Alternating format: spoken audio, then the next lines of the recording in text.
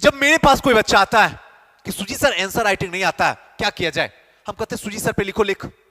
सीधा सा मतलब, एकदम रियल वाली बात आपसे बात करूंगा इस वीडियो में। हम पे लिखो, पापा पे लिखो, 10 ही लाइन लिखो, छोड़ो ने 100 लाइन, 10 लाइन लिखो। मम्मी पे लिखो, अपने गांव पे लिखो, गाय पे लिखो, अपने खुदा पे लिखो।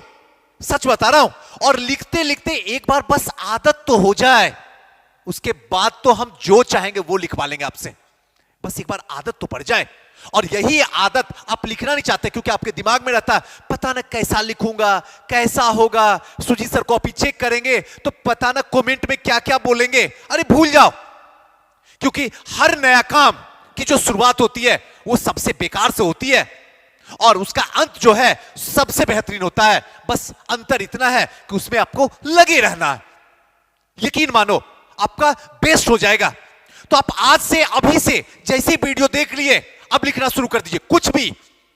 कुछ भी आप अपने पीछे के लाइफ, ग्रेजुएशन वाली लाइफ के बारे में कुछ लिखिए तो सही। अच्छा बुरा छोड़ दीजिए, वो आपके बस के बाहर की बात है। लिखना आपके बस में है, बस लिखिए। देखिए आपका कमाल हो जाएगा। फिर ये क्वेश्चन ही आपकी जिंदगी में कभी नहीं आएगा कि आंसर राइटिंग कैसे लिखें और कहां से शुरुआत करें। जहां से दिल करे वहीं से शुरुआत करो, जब जागो तब सवेरा। सीधा सा मतलब है। कहां तो कोई बताएगा भी नहीं। जो चीज आप पढ़े हो, आज कोई एडिटोरियल पढ़े, ठीक है, पढ़ लिए, अब उसके बारे में 10 ही लाइन लिखो ना, मत ज्यादा लिखने की कोशिश करो, क्योंकि ज्यादा लिखने के चक्कर में कुछ भी अच्छा आउटपुट नहीं हो पाएगा। कम लिखो, बेहतरीन लिखो, सामने वाले की धड़कन को हिलाकर रख दो। क्या कमाल का लिखा है। और यकीन मानो आज 10 लाइन, अगले सप्ताह 15 लाइन, और देखते देखते महीनों दिन में इतना बेहतरीन लिखोगे कि आप शब्दों से खेलना सीख लोगे। और जिस दिन खेलना आ गया उस दिन आप आंसर राइटिंग के तो पारंगत हो गए। और यही चीज मैं बच्चों को सिखाता हूं, और यही चीज आज आपको भी सिखा रहा हूं। आप करना तो शुरू कीजिए। कितने पेज में लिखें, कितने शब्दों में लिखें, और कितने समय में लिखें, ये तीनों यच क्वेश्चन है। बच्चे समझ ही नहीं पा रहे हैं। जितने भी पीसीएस से, जितने भी जो भी एग्जाम देते, जिनमें मेंस होता है, इसका एक ही सीधा सा, कितने पेज में लिखें। जब पेज की बात आती है तो सबसे पहले तो यह सोचना है कि आपके पास में टोटल कितने पेज दिया गया है, टोटल नंबर ऑफ पेजेस कितना है। पहला समझिए, मान लीजिए कि टोटल नंबर ऑफ पेज जो है आपको 36 पेज दिया गया है। फॉर एग्जांपल, समझिए मेरी बात को, किसी भी आयोग में, कोई भी इंडिया के किसी भी पीसीएस में 36 पेज दिया गया है। दूसरा, यह पता कीजिए इसमें लिखना कितना क्वेश्चन है, तो पता चला इसमें 6 क्वेश्चन लिखना है। तीसरा, लिखना कितने देर में है, तो पता चला 3 घंटे में लिखना है। 3 घंटे को अगर मिनट में कन्वर्ट किया जाए तो 180 मिनट। क्लियर है? लिखना कितना क्वेश्चन है, 6 क्वेश्चन है। कितने देरी में, 180 मिनट में। 6 को 180 से डिवाइड कर दोगे तो निकल के आएगा 30 मिनट। यानी कि प्रत्येक क्वेश्चन पर आपको 30 मिनट टाइम देना है। निकल के आ गया, आपके पास में ही रखा हुआ है, मेरी तो जरूरत भी नहीं है आपको। तो ये तो कंफर्म हो गया कितने समय में लिखें, तो 30 मिनट में लिखें। बाकी अलग अलग पीसेस में अलग अलग टाइमिंग होता है। दूसरा, कितने शब्दों में लिखें, आप पता करो कितने नंबर का क्वेश्चन। अगर फॉर एग्जांपल 36 नंबर का क्वेश्चन है, 36 नंबर का है, इसको 10 से मल्टीप्लाई कर दो, 360। बहुत ये जाएगा तो 400 शब्द, 400 शब्द से नीचे रखना। सुजीत सर 400 शब्द से ज्यादा लिख देंगे तो क्या दिक्कत है? दिक्कत कुछ भी नहीं है। अगले क्वेश्चन की वाट लगने वाली है, क्योंकि उसका भी टाइम लिमिटेड है। और कोई दिक्कत नहीं है, आप लिखो ना 500 600 में लिख दो, उससे कोई फर्क नहीं पड़ता है। अगला क्वेश्चन आप उतना नहीं दे पाओगे आउटपुट जितना मांग है, डिमांड है। तो उसको देखते हुए इसको भी लिमिट में रखना है, क्योंकि लिमिट में रहोगे तभी अनलिमिटेड नंबर आएगा, वरना तो बिखर जाओगे पल में। तो ये भी क्लियर हो गया। अब कितने पेज में लिखना है, नंबर ऑफ पेजेस कितना होना चाहिए। टोटल पेज जो है हमारे पास 36 है, और हमारे पास जो है टोटल क्वेश्चन 6 है। तो सीधा सा मतलब है कि कम से कम 32 से 34 पेज तक तो एनी हाउ लिखना होगा आपको। ऐसे अगर देखा जाए तो 5 पेज आप मान के चलिए कि 5 से ज्यादा चल जाए, कम तो किसी भी हालत में नहीं जाना चाहिए। लेकिन वो जो पेज लिखिएगा उसमें जो क्वेश्चन की डिमांड है उसी के अकॉर्डिंग आंसर लिखिएगा। ये नहीं कि कहानी रूपी स्टोरी टाइप से मत लिख दीजिएगा, वरना एवरेज मार्किंग से कोई नहीं रोकेगा। ये भी क्लियर हो गया। ऐसे ही आपको करना होगा, तब आपको जो मजा आएगा लिखने में, गजब का मजा आएगा।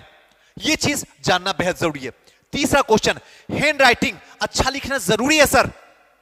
एकदम नहीं जरूरी अच्छा लिखना, क्योंकि उस टाइम में पेन इतना तेजी से चलता है कि मानो बस आग नहीं लगती है, बाकी सारी दुर्दशा निकलती है पेन की, सारी दुर्दशा। इस टाइम में मैं ये भी नहीं कह रहा हूं कि मोती जैसा हैंडराइटिंग होना चाहिए, लेकिन हां हैंडराइटिंग ऐसा होना चाहिए कि आप जो लिखे हो वो किसी भी व्यक्ति को आपकी कॉपी अगर सुपुर्द किया जाए तो कम से कम आसानी से पढ़ लिया जाए बिना चश्मा लगाए हुए। और इतना सामने वाला आपसे डिजर्व करता है और उतना आपको करना होगा। अब ऐसा नहीं है कि हड़प्पा कालीन हैंडराइटिंग लिख के दे दीजिएगा, मैं चेक ही नहीं करूंगा, आंख खराब हो जाती है। कौन देखे हो, एवरेज मार्क उठा के फेंको। तो याद रखिएगा हैंडराइटिंग बहुत बड़ा मायने रखता है। मोती जैसा हैंडराइटिंग होना जरूरी नहीं है, उससे कुछ प्रभाव नहीं पड़ने वाला सामने वाला का, और आप लिख भी नहीं सकते हैं क्योंकि टाइम वहां पे इतना तेजी से भागता है कि आप मत पूछो क्या होता है। एक बार मेंस देखो तो देख लो। लेकिन आंसर राइटिंग में जब लिखने बैठ रहे हो तो ऐसा जरूर लिखिए कि कोई भी व्यक्ति आपकी कॉपी को आसानी से चेक कर दे। बस ये कंप्लीट है, क्योंकि ये भी बहुत ज्यादा लोगों के साथ क्वेरी था, स्विस हैंडराइटिंग जो है अच्छी होना जरूरी है या नहीं है, हैंडराइटिंग अच्छी मेरी नहीं है तो क्या तैयारी करूं या ना करूं। बदला जा सकता है, इस दुनिया में क्या नहीं बदला सकता, सब कुछ अपडेट होता है। आप हैंडराइटिंग में क्यों नहीं अपडेट कर सकते हैं? अगर हड़प्पा कालीन है हैंडराइटिंग तो मॉडर्न हैंडराइटिंग कर सकते हैं।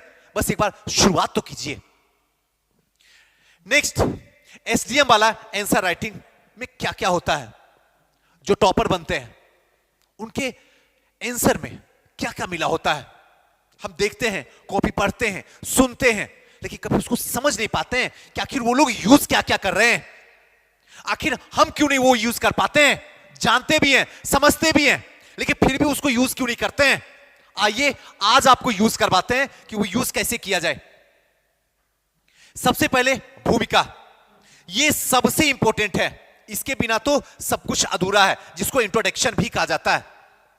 एक एक बात को बारीकी से समझिएगा।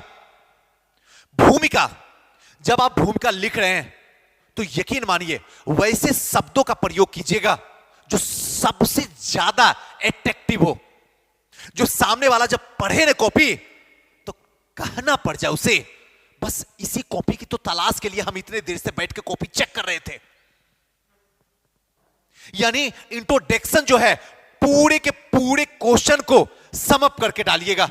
जो क्वेश्चन वो पूछा जा रहा है उसको सबको समअप करके बताइएगा। रहा सुजी सर कोई क्वेश्चन को लेके हम लोग को समझाइए तो ज्यादा बेटर होगा। तो आपसे वादा करता हूं कि आज के बाद एक वीडियो बनाऊंगा जो हमारे क्लास के बच्चे होंगे, जो वो लिखेंगे, उनकी कॉपी को आपके सामने हर दिन कोशिश करूंगा एक लाके रखने का। आप लोग देख लीजिएगा। क्लियर?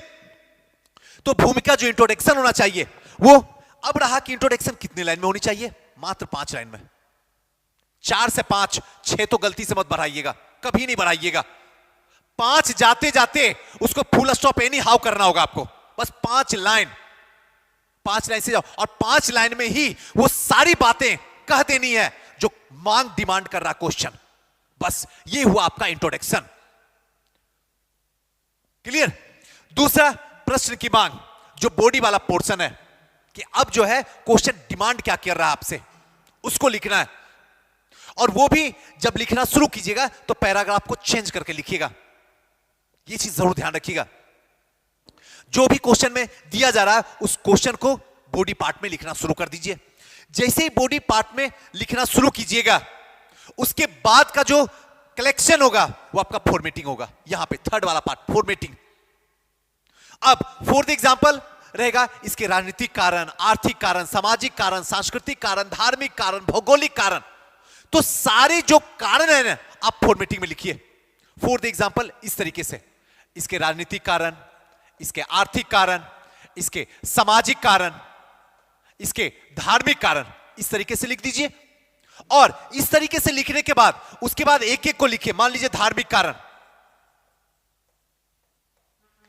धार्मिक कारण लिखे। अब जो धार्मिक कारण लिख रहे हैं उसके बाद फिर से फॉर्मेटिंग बनाइए, धार्मिक में भी फॉर्मेटिंग बनाइए, ताकि जब एग्जामिनर कॉपी चेक करे तो उसको लगे कि नहीं कहानी नहीं लिख रहा है बल्कि पॉइंट वाइज हमको समझाने की कोशिश कर रहा। अब धार्मिक है तो बताइए कुर्तियां फैल गई है, अंधविश्वास है, कर्मकांड फैला हुआ है, ये सारी पॉइंट को बताइए। उसके बाद आप पॉइंट वाइज आंसर लिखिए, स्टोरी वाइज मत लिखिए, कभी मत लिखिए। अगर टॉपर बनना है तो कहानी लिखना बंद कर दीजिए, गया वक्त कहानी का। अब पॉइंट वाइज आंसर लिखिए, यकीन मानिए आपका सिलेक्शन हो जाएगा। और अगर आपने स्टोरी वाइज लिखना शुरू किया तो खेल खत्म हो जाएगा, चौपट हो जाएगा, क्योंकि एग्जामिनर को खुद ही लगता है बस ये स्टोरी बात बनाना जानता है, आता वाता इसको कुछ भी नहीं है। इसलिए फॉर्मेटिंग में आंसर लिखिए। फॉर्मेटिंग में जब आंसर लिखिएगा तो कई जगह जो है ऐसा आएगा जहां पे डिमांड करेगा, जैसे बिहार की बेरोजगारी दर कितनी है, महिलाओं की साक्षरता प्रतिशत कितना है, ये जो अपडेट कुछ कुछ डाटा है उसको दिमाग में रखना और उसको फटाक से यूज करना और साइड में बता देना है कब का ये डाटा है, 2001 का है, 2011 का है या 2021 का है, वो डाटा जरूर साइड में लिख दीजिए। इससे क्या होगा, आपकी आंसर राइटिंग में 4 चांद लग जाएगी। जब ये लिख ही रहे हो तो जहां पे जरूरत पड़े, जैसे चंपारण आंदोलन लिख रहे हैं महात्मा गांधी के नेतृत्व में, तो वहां पे थोड़ा सा चंपारण का मैप बना दीजिए, मानचित्र थोड़ा सा मैप बना दीजिए, मोटा मोटी बिहार का मैप को आपको ध्यान रखना है और उसी के अंदर सेंटर में डाल दीजिए जहां पे चंपारण है, चंपारण क्लिक कीजिए, वहां लिख दीजिए चंपारण। मुजफ्फरपुर तो मुजफ्फरपुर, लखीसराय तो लखीसराय, जहां जो घटनाएं हैं उसको इंडिकेट करके लिख दीजिए। बस इतना सा काम कीजिए, ज्यादा करने की कोई जरूरत नहीं है। औरों से आपका आंसर अलग होगा, जब तक औरों से आपका आंसर अलग नहीं होगा तब तक नंबर आप उठा नहीं सकते, आपकी औकात की बाहर की बात है। और यह काबिलियत आपके अंदर है, आप बस यूज नहीं करते हैं। क्यों? क्योंकि कोई बताने वाला आपको नहीं है। आज से, अभी से, इस खूबसूरत रात से ही आप शुरू कर दीजिए लिखना, देखिए आपका क्या होता है, तुरंत परिवर्तन हो जाएगा।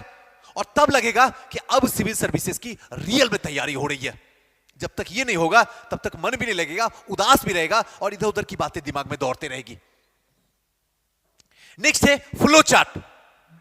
फ्लो चार्ट बनाना जरूरी है। जैसे जो हम आपको बताए कि फ्लो चार्ट आप किस तरीके से बनाते हैं, इसका डिजाइन तो थोड़ा सा नीचे देख लीजिएगा। एक तो इस तरीके से भी है, कारण लिख दीजिए, इसके राजनीतिक कारण, इसके आर्थिक कारण, इसके सामाजिक कारण, इसके धार्मिक कारण, इसके शिक्षा, चिकित्सा, ये सब इस टाइप से बनाइए।